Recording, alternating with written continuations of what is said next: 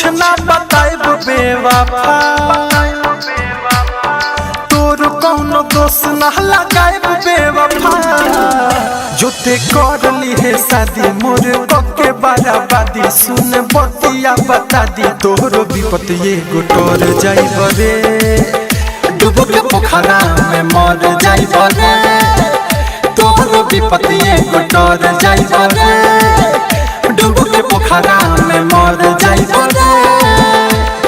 Mix by Aditya recording studio Gopalganj.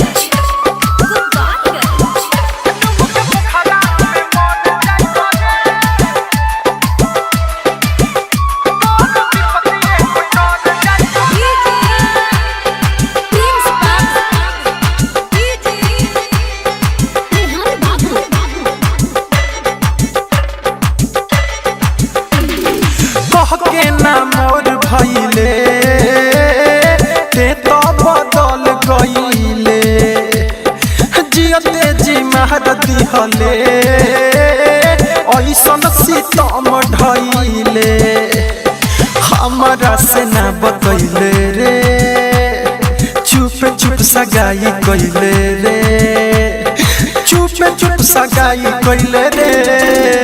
ते तो बाड़े शैतान करी है माफ न भगवान, कइले जिंदगी जिया नहीं न सोची है कि डर जाइब रे, डूब के पोखरा में मर जाइब रे, ई न सोची है कि डर जाइब रे, डूब के पोखरा में मर जाइब रे।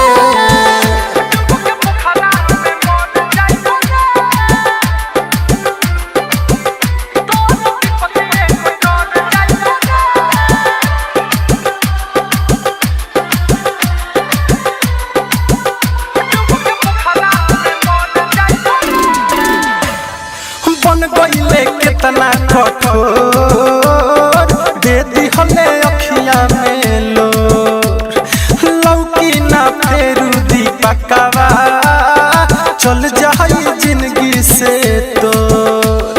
प्रिंस रेहन जनी है जब, झूठा तो मनी है सब, झूठा तो मनी है सब।